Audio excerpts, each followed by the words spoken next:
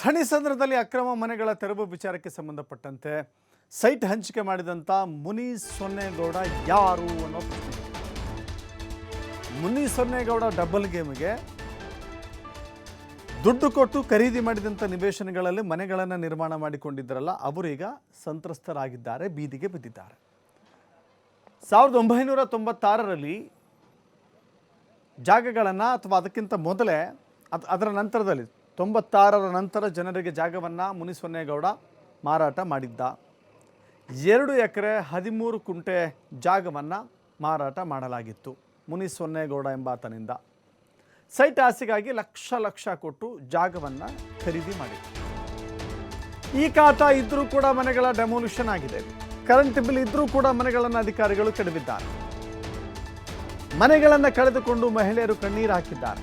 ನಮ್ಮ ಬಳಿ ದಾಖಲೆಗಳಿದ್ರೂ ತೆರವು ಮಾಡಿದ್ದಾರೆ. ನಮ್ಮನ್ನು ಹೀಗೆ ಬೀದಿಗೆ ತಳ್ಳುವ ಬದಲು ನಮ್ಮನ್ನು ಸಾಯಿಸ್ಬಿಡಿ ಅಂತ ಹೇಳಿದ್ದಾರೆ. फायदे के लिए डेवलपमेंट के नाम पर आज ये लोग जो काम कर रहे हैं ಇಟ್ಕೊಂಡ್ಬಿಟ್ಟು ಪಾಪ ಅವ್ರಿಗೆ गरीबों के घर तोड़ ಈ रहे ರೀತಿ ಮಾಡಿದ್ರೆ हैं। ಏನ್ अगर ಸರ್ आपके ಹೇಳಿ, हिम्मत ಹೆಂಗ ಅವರು यहाँ पर ಬದುಕೋದು? ಏನೋ ಸಾಲ ಮಾಡ್ತಾರೋ, ಏನ್ ಮಾಡ್ತಾರೋ, ಹೆಂಗ್ ಮಾಡ್ತಾರೋ? ಒಂದ್ ಮನೆ ಏನಕ್ಕೆ ತಗೊಳೋದ್? ಮನೆ ಏನೋ ನಮ್ಮ ಮಕ್ಕಳಿಗೋಸ್ಕರ ಇರ್ಲಿ ಅಂತ ತಾನೇ ಮಾಡೋದು. ಈ ರೀತಿ ಮಾಡ್ಬಿಟ್ರೆ ಹೆಂಗ ಅವ್ರು ಬದುಕೋದು ಹೇಳಿ? ಅವ್ರ ಗಂಡ ನೋಡಿದ್ರೆ ಹುಷಾರಿಲ್ಲ ಪಾಪ, 50 तालाब ಅವ್ರ ಮಗನ್ ಚಿಕ್ಕ ಹುಡುಗ, ಹೆಂಗ ಅವ್ರು ಬದುಕೋದು? तालाब हमारे बैंगलोर की एक शांति तालाब ಈ ಖಾತಾ ಇದು ಈಗ ರೀಸೆಂಟ್ ಆಗಿ ಮಾಡಿರೋದು. ಈ ಖಾತಾ तालाब से ಈ ಖಾತಾ ರೀಸೆಂಟ್ ಇವಾಗೇನೆ ಅಲ್ಲ ಹೇಳಿದ್ದು. ಮುಂಚೆ ಇದು ಗೋಡೆಬೇರ, ಇದು ಗೋಡೆಬೇರ ಅಂದ್ರೆ ಇದು ಸಿದ್ದರಾಮಯ್ಯ ಈ ಖಾತಾ ಮಾಡ್ಬೇಕು ಅಂತ ಅದಕ್ಕೆ ಮಾಡಿದ್ದು. ಇದು ನೋಡಿ ಟ್ಯಾಕ್ಸ್, ಇದು गरीबों के घर तोड़ रहे हैं ना, तो तालाब वापस ಟ್ಯಾಕ್ಸ್ ನೋಡಿ ಸರ್, 25ನೇ ವರ್ಷ ತನಕ ಕಟ್ಟಿದೀವಿ. ಇವತ್ತು 26ನೇ ವರ್ಷ ಇದು ನೋಡಿ. कांग्रेस की हुकूमत एक नाकामयाब हुकूमत है ನೋಡಿ ಸರ್, सिर्फ और जुल्म के खिलाफ कुछ नहीं हुआ। ಮುನ್ಸೊನ್ನೇಗೌಡದು ಇದು ನೋಡಿ ಸರ್, किसी को भी नाम में साहब ನೋಡಿ अगर हम आज अगर इसके खिलाफ ಇದು ಕನ್ವೆನ್ಷನ್ ಪೇಪರ್, ಇದು तो आने वाले दिनों के अंदर ಕನ್ವೆನ್ಷನ್ ಪೇಪರ್ इस ಸರ್. ಇದು जगह यही जगह नहीं, हर वो जगह जहाँ पर लोग बसे हुए हैं, ये लोग आगे जा।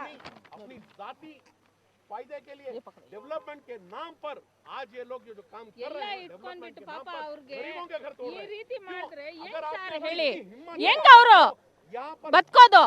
ಏನೋ ಸಾಲ ಮಾಡ್ತಾರೋ, ಏನ್ ಮಾಡ್ತಾರೋ, ಹೆಂಗ್ ಮಾಡ್ತಾರೋ?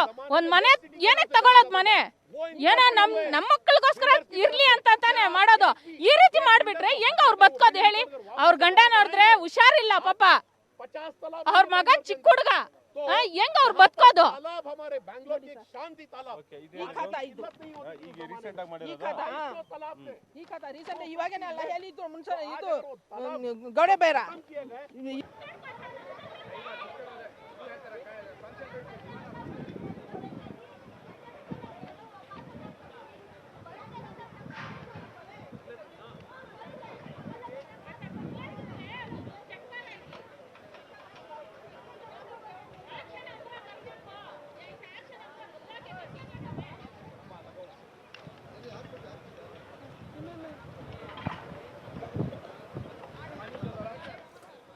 ಮತ್ತಷ್ಟು ಮಾಹಿತಿ ನಮ್ಮ ಪ್ರತಿನಿಧಿ ಗಣೇಶ್ ನೀಡ್ತಾರೆ. ಗಣೇಶ್, ಕೋಗಿಲು ಕ್ರಾಸ್ನ ಬಡಾವಣೆಯಲ್ಲಿ ಆದಂಥ ದುರಂತ ಗೊತ್ತಿದೆ.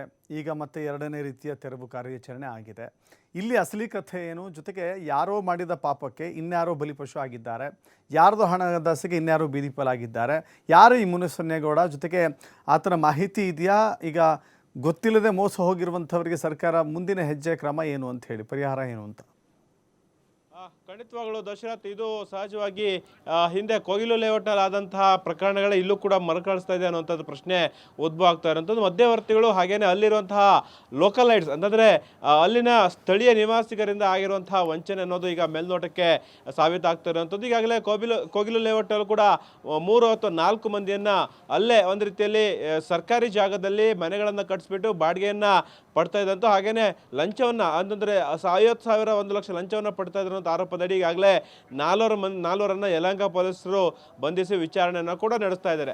ಅದೇ ರೀತಿಯ ಪ್ರಕರಣ ನಿನ್ನೆ ಆದಂಥ, ಅಂತಂದರೆ ನಿನ್ನೆ ಥಣಿಸಂದ್ರದ SRK ಬಡಾವಣೆಯಲ್ಲಿ ಏನಾಯಿತು, ಸುಮಾರು 22 ಕುಟುಂಬ ಈಗ ಬೀದಿ ಬಂತು. ಅದರಲ್ಲೂ ಕೂಡ ಅಲ್ಪಸಂಖ್ಯಾತರ ಕುಟುಂಬವೇ ಹೆಚ್ಚಾದಂಥ ಹಿನ್ನೆಲೆಯಲ್ಲಿ ಅಲ್ಲೂ ಕೂಡ ಒಂದು ರೀತಿಯಲ್ಲಿ ಮನೆಗಳನ್ನು ಕಳೆದುಕೊಂಡವರ ಗೋಳು ಕೂಡ ಸೇಮ್ ಇದೆ.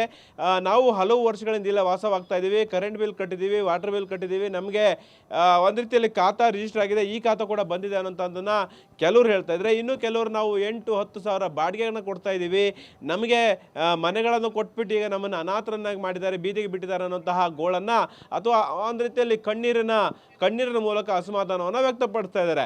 ಈ ಮೂಲಕ ಅಂತಂದರೆ ಈ ಥರ ಒಂದು ಮುನಿಸ್ವಾಮಿ ವ್ಯಕ್ತಿ ಅನ್ನೋಂತಹ ಒಂದು ಮಧ್ಯವರ್ತಿ ಅಥವಾ ಅಲ್ಲಿನ ಸ್ಥಳೀಯ ವ್ಯಕ್ತಿ ಏನಿದ್ದಾನೆ ಅವನು ಮುಖಾಂತರ ಈ ಹಲವು ಮನೆಗಳು ಅಕ್ರಮವಾಗಿ ನಿರ್ಮಾಣವಾಗಿದ್ದು ಅನ್ನುವಂತಹ ಪ್ರಶ್ನೆ ಇದೆ. ಈಗಾಗಲೇ BDA ಅಧಿಕಾರಿಗಳು ಕೂಡ ಈ ಬಗ್ಗೆ ತನಿಖೆಯನ್ನು ಕೈಗೊಳ್ಳಬೇಕಾಗತ್ತೆ. ಅಥವಾ ಯಾರಾದರೂ ಆ ಮನೆ ಕಳ್ಕೊಂಡಂತಹ ಕುಟುಂಬಗಳೇನಿರ್ತವೆ ಅವರು ಮುನಿಸ್ವಾಮಿ ವಿರುದ್ಧ ದೂರನ್ನು ಕೊಟ್ಟಿದ್ರೆ ಅಲ್ಲಿ ಸ್ಥಳೀಯ ಪೊಲೀಸ್ ಠಾಣೆಯಲ್ಲೂ ಕೂಡ ಪ್ರಕರಣ ದಾಖಲಾಗಿದ್ರೆ ಒಂದು ರೀತಿಯಲ್ಲಿ ಹಿಂದೆ ಯಾರಿದ್ದಾರೆ, ಇದು ಯಾರು ಅಕ್ರಮವಾಗಿ ಮನೆಗಳನ್ನು ನಿರ್ಮಾಣ ಮಾಡಿ ಬಾಡಿಗೆಗಳನ್ನು ವಸೂಲಿ ಮಾಡ್ತಾ ಇದ್ರು ಅನ್ನುವಂಥದ್ದು ಬೆಳಕಿಗೆ ಬರುತ್ತೆ. ಇದರ ಹಿಂದಿರುವಂತಹ ಒಂದು ಪ್ರಭಾವಿ ವ್ಯಕ್ತಿಗಳು ಯಾರಿರ್ಬೋದು ಅಥವಾ ಸ್ಥಳೀಯ ನಾಯಕರು ಯಾರಿದ್ದಾರೆ, ಮುಖಂಡರು ಯಾರಿದ್ದಾರೆ ಅನ್ನೋದು ಕೂಡ ಆ ನಿಟ್ಟಿನಲ್ಲಿ ವಿಚಾರಣೆ ಬಳಿಕ ಗೊತ್ತಾಗುತ್ತೆ. ಒಟ್ಟಾರೆ ಅಂತಂದರೆ ಈಗ ಮುನಿಸ್ವಾಮಿ ಗೌಡ ಅನ್ನುವಂತಹ ವ್ಯಕ್ತಿ ಹಲವು ಮನೆಗಳು, ಈಗಂದರೆ 20ಕ್ಕೂ ಹೆಚ್ಚು ಮನೆಗಳು ಈ ಒಂದು SRK ಬಡಾವಣೆಯಲ್ಲಿ ಅತಿಕ್ರಮವಾಗಿ ಸರ್ಕಾರಿ ಜಾಗ, ಅದರಲ್ಲೂ ಕೂಡ BDA ಜಾಗದಲ್ಲಿ ಮನೆಗಳನ್ನು ನಿರ್ಮಿಸಿ ಬಾಡಿಗೆಯನ್ನು ವಸೂಲಿ ಮಾಡ್ತಾ ಇದ್ರು ಅನ್ನುವಂಥದ್ದು ಈಗ ಬೆಳಕಿಗೆ ಬಂದಿರುವಂಥದ್ದು. ಇದಕ್ಕೆ ಸದ್ಯದ ಮಟ್ಟಿಗೆ ಸಂಬಂಧಪಟ್ಟಂತಹ BDA ಆಗಲಿ ಅಥವಾ ಸ್ಥಳೀಯ ಪೊಲೀಸರು ಕೂಡ ಯಾವುದು ಕೂಡ ಪ್ರಕರಣವನ್ನು ಕೈಗೆತ್ತಿಕೊಂಡಿಲ್ಲ. ಆದರೆ ದೂರ